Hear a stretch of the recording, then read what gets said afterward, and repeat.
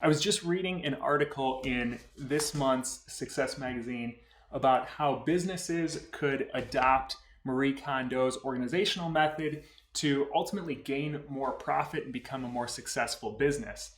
There's a link to this article in the description if you want to check out the article.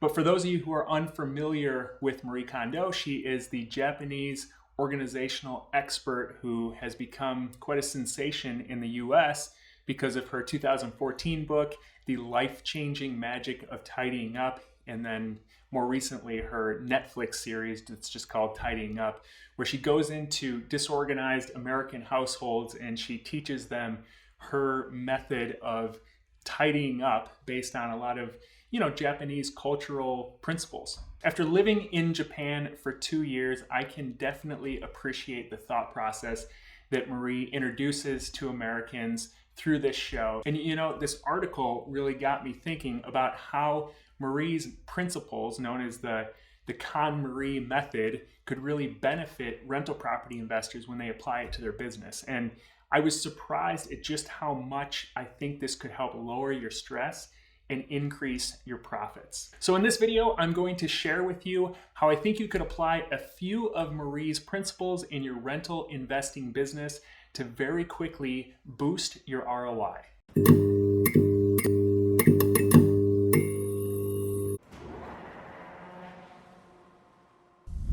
I'm Kirby Atwell from Living Off Rentals, where we believe a high quality rental property is the best investment a person can make. In addition to running my rental investing company full-time, I also became a mortgage banker for a short period of time.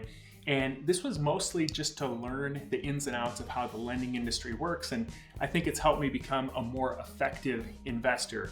But during that time, I got to analyze a lot of people's financials. When somebody applies for a mortgage, they have to provide the bank with bank statements and tax returns and pay stubs, and then the bank pulls their credit. And almost to a person, the level of organization around these documents was directly tied to how that person was doing financially. If somebody had a high credit score and they were a high income earner and they had lots of assets, then they almost always had extremely organized documents and files. They could produce what they needed quickly, and they had generally just a really tight structure around their life and their business. And on the flip side, people who struggled financially just generally were a lot more disorganized. Now, I'm not saying that organization is the only factor that leads to a higher income, but I can tell you that the loans that we did for disorganized people took a lot longer. There was a lot more back and forth, and ultimately it was for a smaller, less meaningful loan. It was a ton of time that the borrower could have been using to do something much more productive and much more lucrative. So if that's the case for just one loan, then think about all the other areas of someone's life who's disorganized. That's just more difficult and more complex. And ultimately it leads to a lower efficiency level and a lower ability to make money, all because of disorganization. So if you're in this category of a bit more disorganized than you would like to be, don't worry, there is hope. This brings me back to Marie Kondo and how you can apply some of her methods to your investing business to start getting much better results. So in the article, she breaks down several aspects of somebody's professional life and explains how to apply her method to each. There are three that I think rental investors will really get the most bang for their buck out of quote unquote tidying up, and that is time, decisions, and your team. Before we jump into each of these three, I wanted to mention that if you haven't seen this video about how to organize your digital files, I highly recommend you check it out because I think it's a great complement to the information that I'm about to share. Number one, how to tidy up your time. So Marie's system revolves around two distinct features. Number one is how to create a system that does not revert back to clutter. And then number two, how to decide on the objects or the activities that truly spark joy.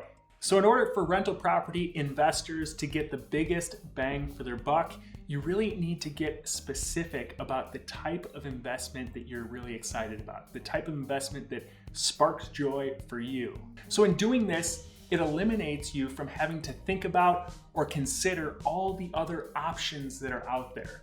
It's addition by subtraction. You get more of what you want just simply by eliminating all the noise and all the clutter. So for example, when I first started out, I would tell people that I'm looking for any good deal, and I struggled for a long time to get much traction in my business. I would do deals that were spread out in different markets, different analysis considerations. I'd have to develop new relationships, and it was just generally very disorganized. Then finally, I got super specific and I decided that single family rentals that I could rent through this VASH program to homeless veterans really sparked joy for me.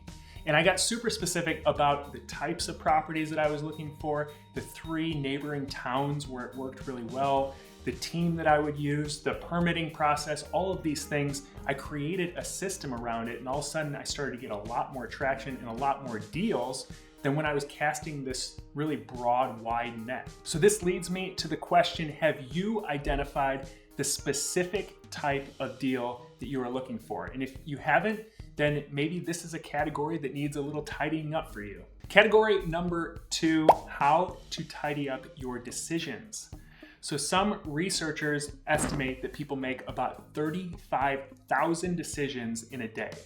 But then when they go back and ask them about them, people can recall making about 70 decisions. That's crazy. So if you're making 35,000 decisions a day, then the key is to not spend much time on the ones that really don't matter. So in a rental investing business, the decisions that really matter are the ones that lead to getting great deals and then ultimately making sure they stay great deals. As much of the decisions leading up to that point that can be automated, the better. So for example, in this video, I talked about my automated, fairly new digital marketing system, which I love.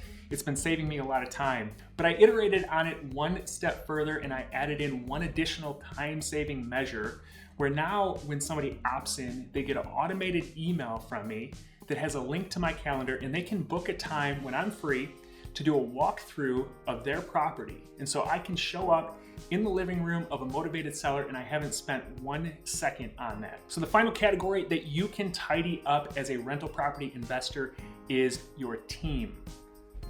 So when I was flipping properties, I bought into the idea that a bigger team meant that you can get more done. You can get more marketing out, you can field more leads, you can do more deals, and ultimately you can make more money. However, when we really started scaling, I noticed our margin per deal started to drop off. We needed more deals to pay for the staff and to pay for all of our expenses. And because we needed more deals, the deals we were getting weren't quite as good. We were kind of compromising a little bit. And because we were doing more deals, we were spread more thin. So, the quality wasn't quite on par like it was before. And I felt a little bit like it was this downward spiral. Getting team size right is more of an art than a science, but a lot of research suggests that the right size team is about 6 to 8 people, i.e. 6 to 8 people reporting to the same team leader. When I reinvented my business in 2016, I pretty much started over just focusing on rentals, and I had no team. It was just me and my dad. What worked really well for me is to grow organically. At first we needed a construction contractor, so we added him to our team. And then I needed somebody to take over the books for me. And then I needed help with lead gen and marketing. And so now I've got about 8 people that work for me, and they're all contracted, they're all on a part-time basis, and they're doing all the things that I used to do before I delegated and elevated. So maybe you're looking at your team and you're thinking, I used to be lean and mean, and now I feel slow and everything is costly. Where are some areas that you could tidy up, that you could trim some of the bulk? Do you have more than 6 to 8 people on the same team? And are you hiring specialists for a specific outcome, or do you have generalists who eat up a lot of overhead? It might be time to tidy up your team. If you put in your email, you'll get the cheat sheet, and then you'll also get periodic emails from me on helpful rental investing related topics. And I never spam, I don't share your information, so you can rest assured it's very secure and very safe. I hope this video sparked joy for you If it did, give it a thumbs up and hit the subscribe button so you can be notified when new videos come out. I release videos on rental property investing on a weekly basis. Also, have you checked out the Living Off Rentals Facebook group? If not, what are you waiting for? It's a highly engaged group of great people who are talking all things rental property investing on a daily basis. I hope to see you there, but if not, I will see you in the next video.